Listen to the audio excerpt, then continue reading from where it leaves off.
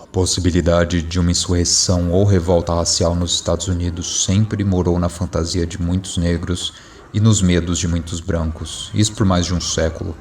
Esses romances revolucionários negros ilustram mudanças de atitudes não só acerca da possibilidade de tal revolução, mas também da chance de ela ser evitada. Quando Charles Peavy escreveu esse texto, grandes obras do gênero revolucionário haviam surgido há pouquíssimo tempo, muito mais diretas e explicitamente ameaçadoras do que qualquer coisa já vista na literatura. Naquela época de radicalização do ativismo racial com o partido Black Panther, surge um livro como este, Sons of Darkness, Sons of Light, do John A. Williams. Esse é um livro de 1969 e conta como a nossa primeira recomendação. No livro, o protagonista Eugene Browning é um membro de uma organização pró-direitos civis, tão moderada quanto aquela de Martin Luther King, mas que entra numa crise pessoal quando ele ouve falar do assassinato de um garoto negro por um policial branco. Cansado de batalhas judiciais infinitas que não produzem justiça, o tal Browning decide organizar uma regra comunitária de assassinato seletivo, como ele chama. Em sua comunidade, para cada criança negra injustamente assassinada, um policial aleatório seria morto. Essa é uma forma de mostrar para a maioria anglo-saxã que os negros podem e irão lutar quando provocados. Como é de se imaginar a morte de um policial num bairro como aqueles comove a população local e a mídia e tal, e é seguida da morte de um assassino que há alguns anos havia explodido uma escola no Alabama, um evento que custou a vida de 3 crianças. A partir daí se inicia uma cadeia de violência vinda de ambas as partes. Você tem tanto milícias de supremacistas brancos entrando em guetos e atirando aleatoriamente, incendiando casas e lojas, como retaliações por esses atos. Em pouco tempo, as maiores cidades do país acabam virando um caos, o que leva à organização de grupos paramilitares negros que começam a trabalhar em uma revolução. E a história continua, eu não vou dar spoiler aqui. O que é incrível é que o começo dessa tradição revolucionária já tenha se dado em 1899, com um pastor chamado Sutton Albert Griggs, num livro que nós estamos lançando agora em outubro e será o segundo da nossa lista de recomendações. Imperium e Império foi um livro de tiragem muito baixa na época.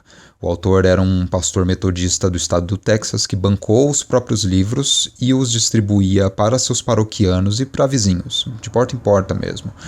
Seu amigo W.B. Du Bois chegou a chamá-lo de o único escritor atual que escreve exclusivamente para negros. Fecho citação, visto que naquela época de recente abolição da escravatura, quem tinha dinheiro e tempo livre para consumir livros era a população branca. A alfabetização dos ex-escravizados e a realocação deles na força de trabalho ainda eram problemas a serem sanados. Assim, quando autores negros da classe média como Chestnut e o Dunbar escreviam para conscientizar o público leitor anglo-saxão, o Griggs estava escrevendo um romance que propunha uma segunda secessão. Agora eram os afro-americanos que não queriam ter nada a ver com os Estados Unidos. E seu romance é surpreendente em termos de estratégias. O plano central dos protagonistas de Imperium é unir uma vanguarda de negros educados que tiveram chance de se educar melhor naquela primeira geração do pós-escravidão, para investirem em terras em pontos estratégicos do Texas e começar um processo de realocação dos 7,5 milhões de afrodescendentes que habitavam na época todos os Estados Unidos para aquela região. O estado vizinho da Louisiana também seria tomado, mas cedido a inimigos dos Estados Unidos para fins de controle, para que esse novo Texas negro, chamado Imperium e Império, pudesse manter seu poder. O plano envolveria que membros negros do exército da marinha estadunidense criassem motins e vendessem segredos militares para fora, garantindo assim apoio internacional. E quando esse livro foi descoberto em 1969 só, e sendo reeditado em uma tiragem muito maior, ele começou a ser lido pelo mesmo pessoal que estava participando do movimento dos direitos civis e depois dos Black Panthers. E ele chocou esse público por sua descrição de protestos sentados, muito parecidos com os tais dos sit-ins dos estudantes dos anos 60 do sul segregado, além de estratégias de criação de resistência física e psíquica para encarar racistas, com toda a questão da manutenção de uma imagem ambiguamente ameaçadora para destruir o supremacismo branco, algo que a gente foi ver com os Black Panthers depois. Algumas mensagens são surpreendentemente atuais nesta época nossa de fuga de cérebros. Pessoas altamente treinadas no romance que foram destituídas de uma posição na sociedade são expostas como um perigo potencial para a ordem estabelecida. Eles são o estopim da revolução. Belton começou a buscar outra ocupação, mas para onde olhasse não encontrava esperança. Ele possuía uma educação universitária de primeira classe, mas isso era tudo. Não conhecia ofício algum, nem estava equipado para entrar em qualquer profissão estabelecida. É verdade que havia milhares de postos que ele poderia preencher, mas sua cor o excluía deles. É verdade que posições como trabalhador de rua, carregador de carriola, cocheiro, operador de fábrica, operador de ferrovia estavam abertas. Mas essas tarefas servis eram incompatíveis com um homem de sua educação e verniz.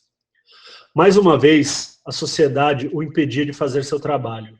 Se um homem negro com uma educação fizesse esses trabalhos manuais, era considerado uma eterna desgraça para sua raça.